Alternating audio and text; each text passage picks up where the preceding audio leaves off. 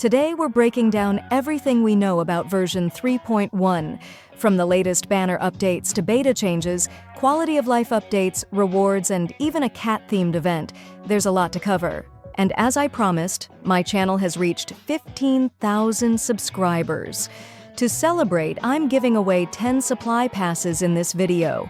To participate, all you have to do is register on lootbar.gg using my link in the description and leave both your lootbar UID and in-game UID in the comments.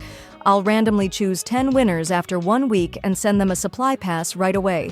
Also, you can save up to 23% on Honoric shards at Lootbar, so make sure to check it out. Good luck, everyone! Now, let's get into everything coming in version 3.1. First things first, let's talk about the banners. You know how we're always saving up our stellar jades for that one character we've been eyeing? Well, 3.1 is giving us 2 new banners to obsess over.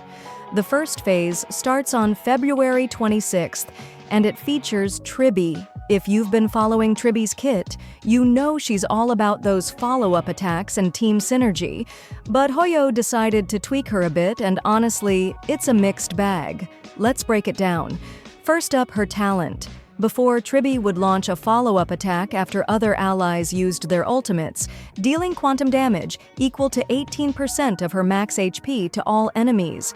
If an enemy was defeated before the follow-up attack, she'd target new enemies entering the battlefield instead. Pretty solid, right?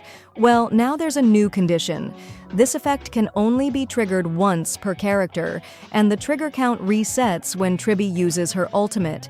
So what does this mean? It's a nerf to her follow-up attack potential. Before, you could chain multiple follow-up attacks if your team was spamming ultimates. Now, it's capped at 1 per character until Tribby uses her ultimate to reset the count.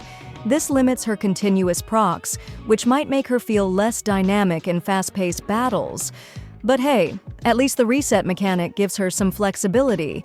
Her eidolons also got shuffled.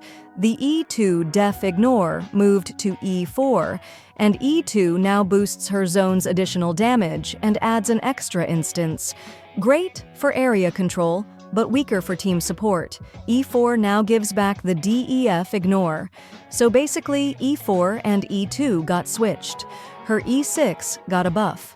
Instead of just a 729% damage increase, her ultimate now auto-triggers her follow-up attack, making her kit more fluid.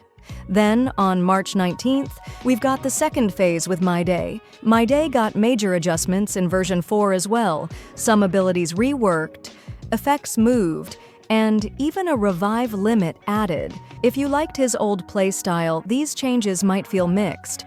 A big shift is that HP scaling for charge gain and healing boost moved to the Bloodied Chitin Trace, meaning it's no longer part of his base kit.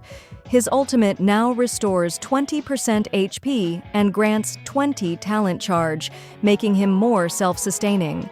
Godslayer also prioritizes his last ultimate target for better control. His first trace now lets him survive fatal damage up to 3 times while in Vendetta. The second trace boosts HP and charge gain, capping at 30% HP and 100% charge gain. E1 and E2 swapped. E1 now grants AoE Godslayer and a 30% damage boost to the primary target, while E2 now manages healing gain and DEF Ignore. E4 brings back a V1 mechanic. When attacked, My Day heals 10% of his max HP and gains 30% crit damage, making him tankier and more offensive. While there's no official confirmation yet, speculation suggests that 3.1 might bring another set of double-triple banners. Looking at past patterns, Hoyo tends to rerun characters that pair well with newly released units. The first phase is expected to feature Tribby, Blade, Jingliu, and Yunli, while the second phase could see My Day alongside a strong sustain unit, likely Luocha or Huohuo, considering My Day's heavy reliance on healing. For the second phase, My Day's kit revolves around self-damage and HP scaling, making a powerful healer almost mandatory. Luocha would be a strong option due to his passive healing and ability to keep my day alive without consuming skill points, while Huohuo offers team-wide sustain and energy regeneration, which could further optimize his playstyle. If you're planning to pull for My Day but don't have a reliable sustain unit, this banner might be worth considering. Although this banner lineup makes sense based on current speculation, things could change before the official announcement. Okay, so the story is continuing in Amphorius, and I'm low-key excited.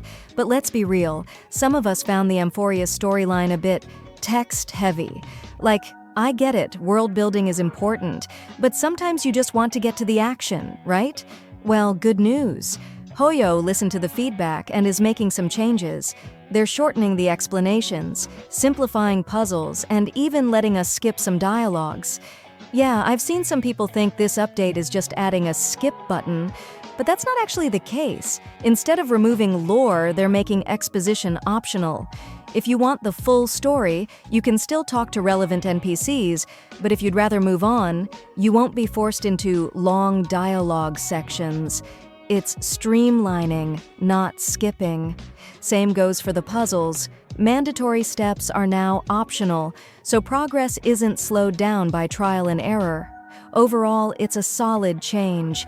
You still get the lore if you want it, but now there's more choice in how you experience the story. Now, let's talk about the main event. It's cat-themed. I mean, who doesn't love cats? And here's the best part. You get to choose a free 4-star character. You can pick between Chiing-Chue, Pela, Serval, or Asta. Personally, I'm leaning toward Chiing-Chu because, well, she's adorable. Oh, and don't forget the login event. 10 free pulls. That's like a little gift from Hoyo to us. Always appreciated. Amphorius is expanding with 2 stunning locations. A huge temple and a glowing forest. The temple looks like a place full of history and secrets, while the forest feels magical and alive.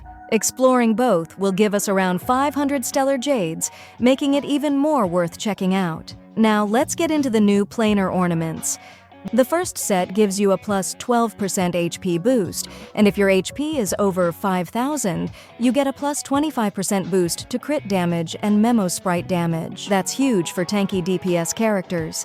The second set increases your speed by 6%, and if you hit 135 or 180 speed, you get a boost to outgoing healing and memo sprite healing. Okay, so Hoyo is really stepping up their game with these quality of life changes.